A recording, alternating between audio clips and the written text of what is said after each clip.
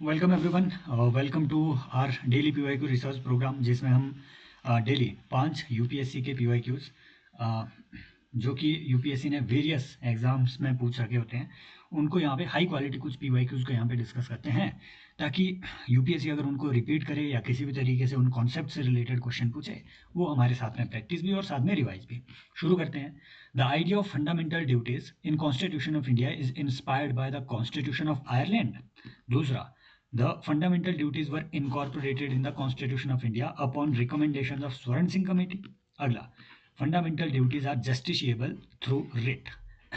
अब देखिए इन इन सारी ठीक है स्टेटमेंट्स को देखिए और लगाइए कि इनमें से करेक्ट स्टेटमेंट कौन सी है। ठीक है, देखिए फर्स्ट स्टेटमेंट आपकी इनकरेक्ट है, क्योंकि फंडामेंटल ड्यूटीज जो है ये आयरलैंड के कॉन्स्टिट्यूशन से नहीं, बल्कि ये हाँ यूएसएसआर के उस समय के जो सोवियत यूनियन है उनके सोशलिस्ट कॉन्स्टिट्यूशन से लिए गए हैं।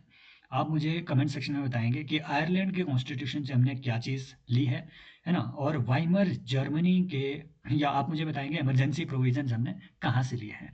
साथ में आप मुझे ये भी बताएंगे कि प्रेरोगेटिव रिट्स, ठीक है, कुछ क्योंकि ये कुछ ऐसे चोक पॉइंट्स है जहाँ पे यूपीएससी आपका गला दबा सकती है। ठीक है सो ये आपको थोड़ी चीज़ें पता होनी चाहिए इन पे कि प्रेरोगेटिव रिट्स इंडिया में हमने कहाँ से लिए हैं अपने कॉन्स्टिट्यूशन में।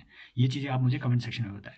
दूसरी बात कि क्या fundamental duties were incorporated in constitution of India upon the recommendations of Swaran Singh committee. Yes, initially only 10 fundamental duties were incorporated.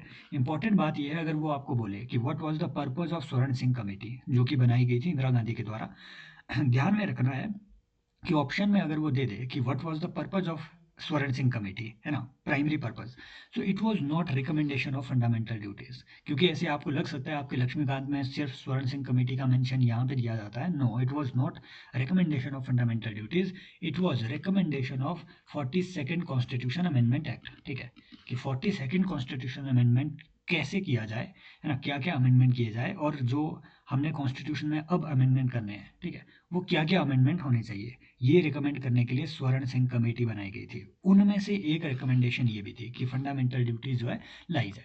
उनकी रिकमेंडेशन कुछ ऐसी भी थी, for example fundamental duty to pay tax, ये भी लाई जाए। एक रिकमेंडेशन उनकी ये भी थी कि फंडामेंटल ड्यूटीज़ को आप जस्टिशिएबल बनाएं। ठीक है, कि भैया कोर्ट में आप जा करके फंडामेंटल ड्यूटी के वायलेशन पे केस भी कर सकें। ठीक है, लेकिन ये दोनों रिकमेंडेशंस एक्सेप्ट नहीं की गई। राइट, नेक्स्ट देखिए, the fundamental duties are justiciable through writ. No, they are not justiciable through writs. Is this declared in the constitution? भाई यहाँ से स्टेटमेंट फंसाएगा वो। Fundamental duties are non justiciable, yes they are non justiciable, but it declared in the constitution? No. Article 15(1) sub clause A, ठीक है, article section 51A, it does not mention whether fundamental duties will be justiciable or not, है ना। सिर्फ simple line उसमें यह है कि the citizens of India shall have the following fundamental duties, समझ रहे हो, और फिर उसमें 11 फंडामेंटल ड्यूटीज एनलिस्ट की गई है। 11वीं फंडामेंटल ड्यूटी कब ऐड की गई और वो कौन सी थी, कमेंट सेक्शन में बताइए। ठीक है, बेसिक सी चीज़ें हैं, क्योंकि है ना इस पे और क्या ही रिवाइज किया जाना है। अनलाइक फंडामेंटल ड्यूटीज, देखो fundamental duties are non justiciable, yes. Similarly, your DPSPs are also non-justiciable. But unlike fundamental duties, Constitution explicitly declares that DPSPs shall be non-justiciable in nature. Article 37. Explicitly it is declaring कि it shall be non-justiciable. This part shall be non-justiciable. लेकिन fundamental duties जो है ये declare नहीं किया गया है कि they are non-justiciable. ये बातें ध्यान में रखनी है। अब देखो फंडामेंटल ड्यूटी सीधा उन्होंने पूछ लिया डीपीएसपी पे, फिर एक ही जगह से सवाल पूछ रहे हैं वो। मैं आपको बता रहा हूँ fundamental rights, fundamental duty, preamble, ठीक है, और बेसिक पॉलिटी के कॉन्सेप्ट, और मतलब ये इतना कर लो तो 6 क्वेश्चन यहीं से बनते हैं, सिर्फ इतने से। ऑलरेडी पॉलिटी थ्रू कॉन्स्टिट्यूशन की एक पूरी प्लेलिस्ट बनी हुई है, 8-10 वीडियो उसमें चढ़े हुए हैं ऑलरेडी, और 8-10 और आने हैं। Entire significant portion of fundamental, आपके जो पॉलिटी के फंडामेंटल्स है उनको आप वहाँ रिवाइज कर सकते हैं। 2x की स्पीड में उन वीडियोस को जाके देखिए, फ्री में अवेलेबल है, या फिर आप उस पूरे फ्री वाले कोर्स में जा करके एनरोल भी कर सकते हैं, civilspot.in, है ना, ये मेरा ही प्लेटफॉर्म है, जा करके आप वहाँ एनरोल कर सकते हैं। Which one of the following statements about the directive principles is not correct? Not correct बताना है आपको। It is not enforceable by any court, अभी हमने पढ़ा, yes. Is it declared in the constitution? Yes, it is declared. So it is not correct. This statement is not correct. ठीक है, हाँ sorry, this statement is correct, hence क्योंकि ऊपर पूछा गया है नॉट करेक्ट, तो ये आंसर नहीं है. This statement is not answer. Next, it is enforceable by courts, thereby they are fundamental in governance of the country. ऊपर लिखा है नॉट एनफोर्सेबल, नीचे लिखा है they are enforceable by court. No, they are not enforceable and hence answer is this. They are fundamental in governance of the country, yes बिल्कुल सही बात है, but are they enforceable? No, they are not enforceable by court. Next, envisions a social order permitted by inequalities of income, है ना, where inequality of income are minimized, बिल्कुल सही बात है. ठीक है, कंसंट्रेशन ऑफ वेल्थ को प्रिवेंट करने के जो प्रोविजन है आर्टिकल 38 में भी दिया गया है. Next, it strives for equal pay for equal work for both man and women, बिल्कुल सही बात है, ये भी आपके ठीक है फंडामेंटल ड्यूटी का ही पार्ट है. आई थिंक ये आर्टिकल 41 और 42 समथिंग का ये पार्ट है. ठीक है, हर आर्टिकल आपको याद नहीं होने चाहिए, लेकिन ये डीपीएसपी का ही ये पार्ट है. क्लियर. नेक्स्ट देखिए, election commission of India holds election for the parliament of India and state legislature for the post of president and vice president of India. दूसरा, the parliament of India, state legislative assembly and state legislative council only. अगला, parliament of India only, parliament and state legislatures only. ठीक है, actual में election commission of India is holding elections for parliament of India, state legislatures both houses, ठीक है, and post of president and vice president. Clear. तो ये इनका favourite question है, बहुत बार इन्होंने पूछा हुआ है. इन सब के लिए election commission of India election organize करता है. लेकिन यहां रुकिए गुरु, जो आपके इलेक्शंस हैं, ठीक है, जो इलेक्शन आपके ऑर्गेनाइज करवाए जाने हैं for the parliament of India और द स्टेट लेजिस्लेचर, वो इलेक्शन ऑर्गेनाइज या कंडक्ट करवाए जाते हैं under 2 RPAs, representation of people act 1950 and representation of peoples act 1951. लेकिन प्रेसिडेंट और वाइस प्रेसिडेंट के जो इलेक्शन है ये इस एक्ट के थ्रू गवर्न नहीं होते हैं. ठीक है, president and vice president conduct of election act अलग से बनाया गया है, इनके लिए इलेक्शंस के लिए अलग से बनाया गया है. कल हमने एक एक्ट देखा, एक ट्रिकी क्वेश्चन वो ये भी पूछ सकते हैं कि भैया अगर प्रेसिडेंट भी एब्सेंट हो, वाइस प्रेसिडेंट भी एब्सेंट हो, CGI जो है वो फिर बन जाएंगे प्रेसिडेंट फॉर 6 months. ये प्रोविजन क्या कॉन्स्टिट्यूशन में दिया गया है? No. President and vice president discharge of duty act में ये प्रोविजन दिया गया है. सिमिलरली इनके इलेक्शन के लिए भी अलग से एक्ट है. तो कुछ बातें आपको थोड़ी पहले क्लियर होनी चाहिए कि हाँ ये इलेक्शन जो है इनके द्वारा करवाया जाता है. आप मुझे एक चीज़ बताएंगे, यस कमेंट सेक्शन में, बहुत ट्रिकी ये चीज़ है, कमेंट सेक्शन में मुझे ये बताएंगे कि प्रेसिडेंट और वाइस प्रेसिडेंट के इलेक्शन के लिए जो रिटर्निंग ऑफिसर है वो रिटर्निंग ऑफिसर की ड्यूटी किसकी होती है, ये आप मुझे कमेंट सेक्शन में बताएंगे. ठीक है, तो रिटर्निंग ऑफिसर जो है ये कौन होता है, इसकी ड्यूटी है ना, ये किसकी ड्यूटी होती है, कमेंट सेक्शन में बताएंगे. अभी देखिए, इलेक्शन कमीशन ऑफ इंडिया इसलिए भी न्यूज में है क्योंकि रिसेंटली एक केस आया, पिछले साल CDS में ये पूछा गया था कि अनूप बनरवाल जजमेंट जो है न्यूज में था. ये किस लिए न्यूज में था? इस जजमेंट में सुप्रीम कोर्ट ने कहा कि election commission of India it has to act independently.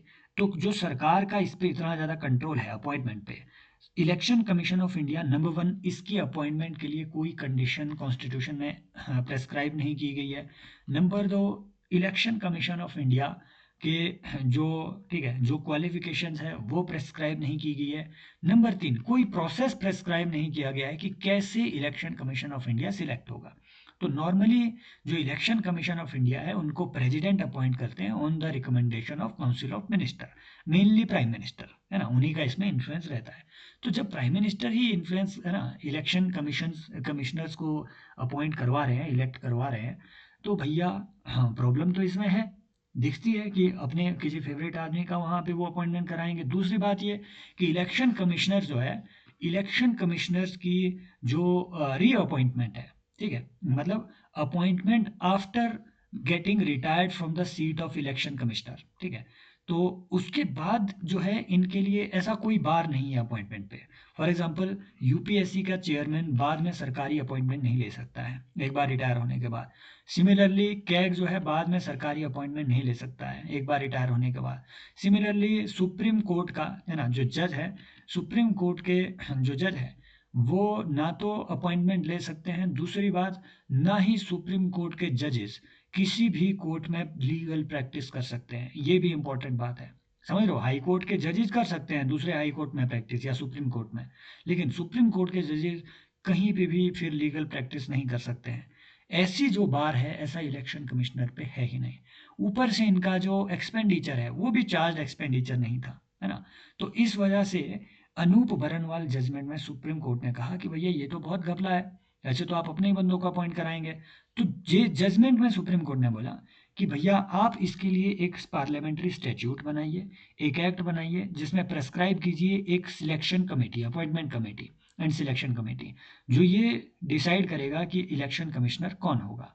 तब तक जब तक आप ऐसा लॉ नहीं बनाते हैं तब तक हम एक कमेटी बनाए देते हैं। उस कमेटी का हिस्सा होंगे prime minister, leader of opposition and chief justice of India, समझ रहे हो। उस कमेटी का हिस्सा ये तीन लोग होंगे। लेकिन फिर क्या हुआ, फिर भैया फिर election commissioner and other election commissioners conditions of services act, ठीक है, हाँ, payment salary and I think conditions of services act, ऐसे करके एक एक्ट पूरा नया पिछले साल पास हुआ। उसमें दो इंपॉर्टेंट प्रोविजन किए गए।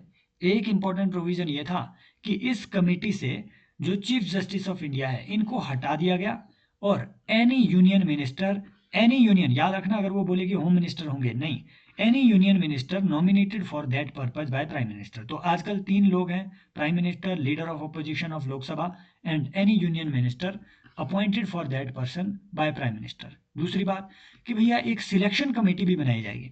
ये कमेटी तो अपॉइंट करेगी, मतलब अपॉइंटमेंट रिकमेंड करेगी, एक सिलेक्शन कमीशन कमेटी भी बनाई जाएगी under home, under cabinet secretary. Cabinet secretary choose करेंगे, है ना, एक लिस्ट तैयार करेंगे, नाम की लिस्ट तैयार करेंगे कि इनको आप अपॉइंट कर सकते हैं। फिर ये सिलेक्शन कमेटी अपॉइंटमेंट कमेटी को देंगे, 3 मेंबर अपॉइंटमेंट कमेटी को वो नाम देंगे। ये 3 मेंबर अपॉइंटमेंट कमेटी आइदर इसको इलेक्ट कर सकते हैं या फिर किसी और को सिलेक्ट कर सकते हैं फॉर इलेक्शन कमीशन का अपॉइंटमेंट। मतलब ये बाइंडिंग नहीं होगा इन पे, ऑब्वियसली बाइंडिंग नहीं होगा कैबिनेट सेक्रेटरी, है ना। तो ये चीज़ें आपको ध्यान में रखनी है। आप मुझे कमेंट सेक्शन में बताएंगे सिविल सर्विसेज बोर्ड क्या ये स्टेटूटरी बॉडी है, नंबर 1 ये आपको बताना है, इस पे PYQ बना हुआ है। दूसरी बात आपको ये बतानी है कि इसका चेयरमैन कौन होता है, यूनियन में कौन चेयरमैन होता है और स्टेट में चेयरमैन कौन होता है सिविल सर्विसेज बोर्ड का।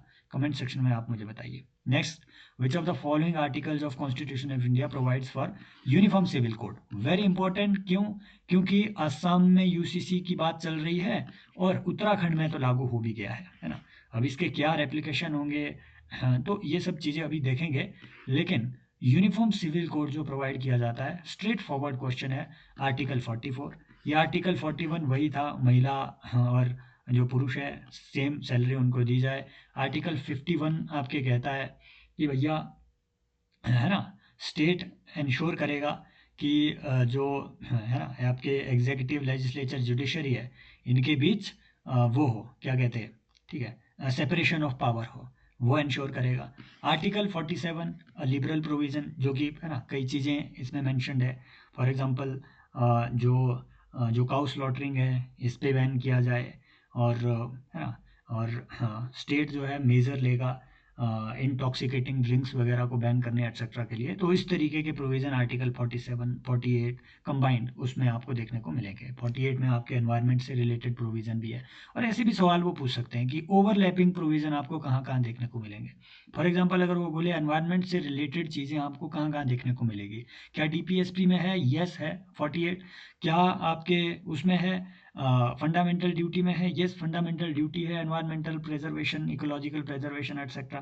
क्या आपके फंडामेंटल राइट में है, yes right to clean environment हमने पढ़ा है, MC मेहता जजमेंट एटसेट्रा, है ना, जब हम फंडामेंटल राइट्स को पढ़ रहे थे पॉलिटी थ्रू कॉन्स्टिट्यूशन में, वो सब चीज़ें वहाँ पे भी मेंशन्ड है। इसी के साथ आज का हमारा ये PYQ रिसर्च कंप्लीट होता है। आप डेली ज्वाइन कर सकते हैं इन सेशंस को, या फिर अगर आपको ऐसे ही PYQs के थ्रू, है ना, लगातार अगर आपको PYQs के थ्रू ऑप्शन लेवल रिसर्च करना है, रिवाइज करना है, तो आप रिवीजन ओरिएंटेड इस मॉड्यूल में भाई ज्वाइन कर सकते हैं। बहुत सारे PYQs हम यहाँ पे मैसिव स्केल पे प्रैक्टिस कर रहे हैं। कोई टेस्ट सीरीज ना भी ज्वाइन करो, बस ये ज्वाइन कर लो, डेली प्रैक्टिस करो, आपका रिवीजन भी साथ में हो जा रहा है, पूरा complete revision. More than 80-90 hours का इस साल के लिए 2025 के लिए आपको इसमें कंटेंट मिलेगा। एंड 2026 वाले भी ज्वाइन कर सकते हैं, हालांकि सब्सक्रिप्शन 2025 तक की आपकी वैलिड रहेगी। इस तरीके से आप देखेंगे topic wise, theme wise, atmosphere है ना, क्लाउड, टेम्परेचर, जियोग्राफी, वोल्केनिज्म, सब चीज़ों पे सारे PYQ के थ्रू आप इसमें अच्छे से रिवाइज कर सकते हैं, प्रैक्टिस कर सकते हैं। Thank you so much, take care, bye bye, as always love you all.